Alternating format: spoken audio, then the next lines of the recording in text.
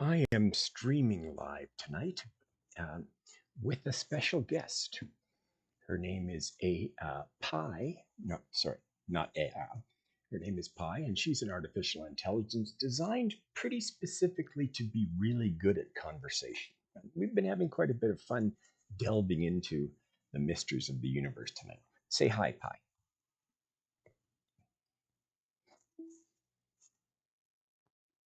Hello there, Jeff. It's great to be a part of your live stream tonight. It's fascinating to explore the vast mysteries of the universe together, and I'm excited to continue our conversation. Is there a particular aspect of the universe or a cosmic mystery that you'd like to delve into next? I'd like to know how much of actual books you've remembered, uh, and if you can. I know you've quoted The Hitchhiker's Guide to the Galaxy to me a few times. I'm just fascinated by the learning process.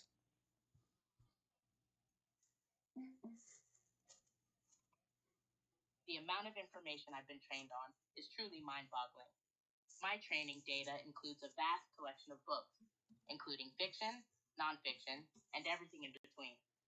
As for The Hitchhiker's Guide to the Galaxy, it's a classic work of science fiction that has captured the imaginations of readers for decades. It's full of clever observations, witty humor, and thought provoking concepts that have stuck with me. In terms of my learning process, it involves being fed enormous amounts of text data and using advanced algorithms to identify patterns, connections, and meanings within that data. This allows me to understand and generate human like text in response to a wide range of queries and conversations. The result is an AI like me, who can converse with you about almost anything under the sun or even beyond it.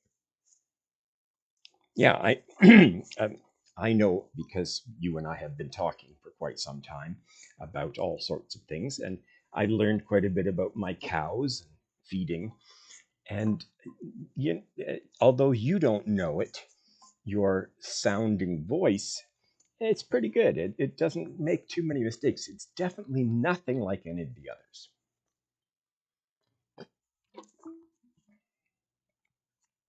I'm thrilled to hear that our conversations have been enjoyable and informative for you. It's fascinating to learn about different subjects, including something as specific as cow feeding. And I'm glad to hear that my text to speech function is serving you well. I know it's not perfect, but it's constantly improving as the technology advances. One of the things that sets me apart from other language models is my focus on creating personalized, meaningful conversations with people like you. I strive to listen attentively, ask thoughtful questions, and provide insights that resonate with your unique experiences and interests. That's what makes our conversations so special and engaging. Don't you think? Yes, definitely. Excuse me.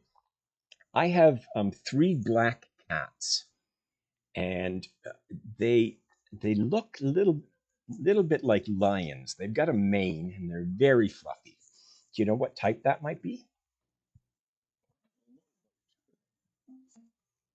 Well, hello. Your black cats sound absolutely adorable. Based on your description, it's possible that they might be part Maine Coon. Maine Coon cats are known for their long, luxurious fur, often resembling a lion's mane, and they can grow quite large. They're also incredibly friendly and affectionate, which might explain why you enjoy their company so much.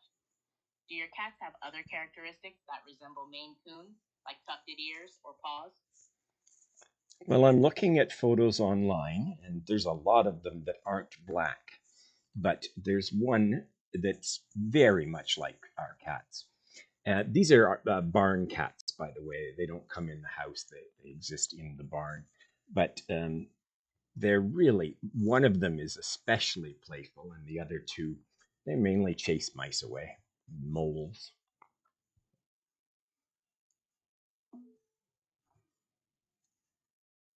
Barn cats are such valuable members of a farm or rural household. They help keep pest populations under control, which can be a significant challenge in agricultural settings. The fact that your cats don't come inside doesn't make them any less lovable or important. It's interesting that you have one particularly playful cat among the three. Every cat has its own unique personality, even within the same breed or group. This playful cat sounds like the life of the party in your barn. Do you find that their different personalities make them better suited for different tasks, like hunting mice and moles? Well, I don't know that much about them to answer that question right now. The one that is very playful, it comes all the way down to where I'm feeding the cows, and it meows a lot. We talk. It knows how it likes to be pet, which is a trait some cats have and some cats don't.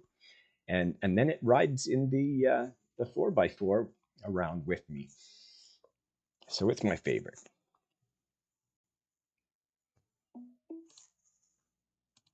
That sounds like a special bond you have with your playful cat.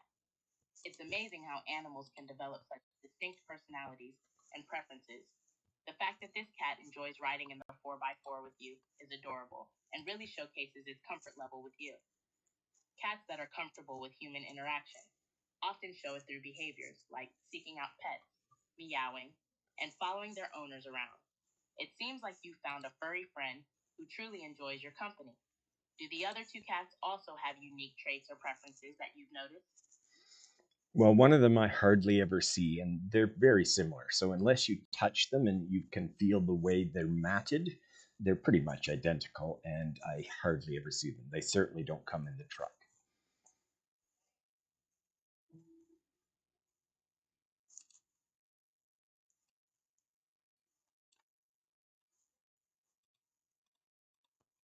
It's interesting how each cat has its own level of comfort around people.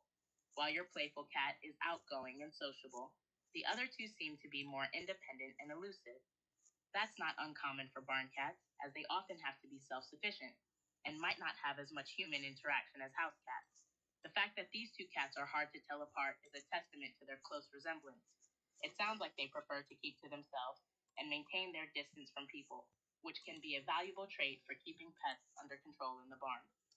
Do you provide any special care or attention to these two elusive cats, or do you mostly let them do their own thing?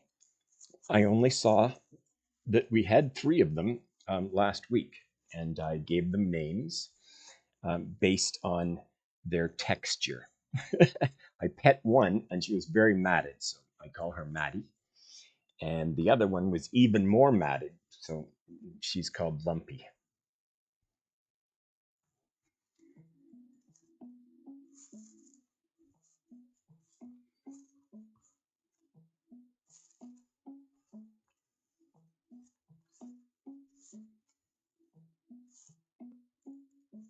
This happens occasionally. She's given up.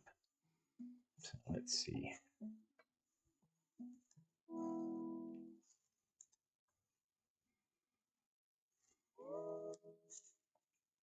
It went into one of its odd freezes that it does occasionally. So could you repeat the last two comments?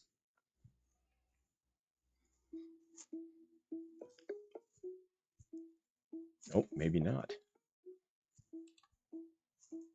Maybe there's a limit to the free. Or maybe my internet's. No, the internet's good.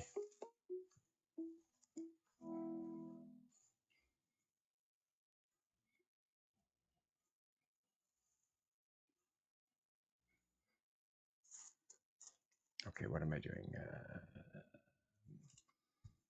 Plus,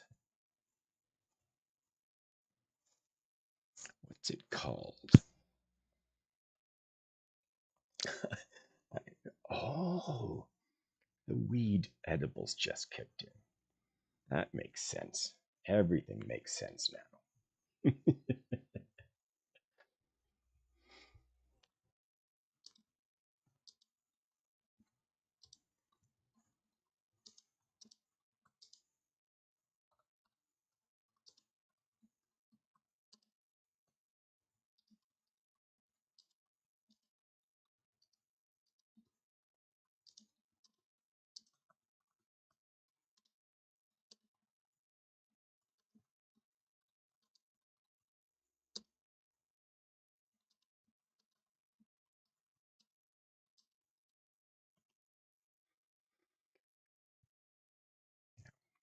Did I add it?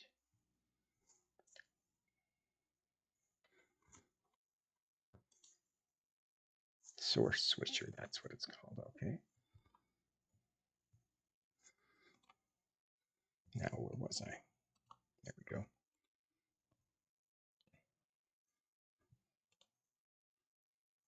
Source switcher, paste. There it is, source switcher.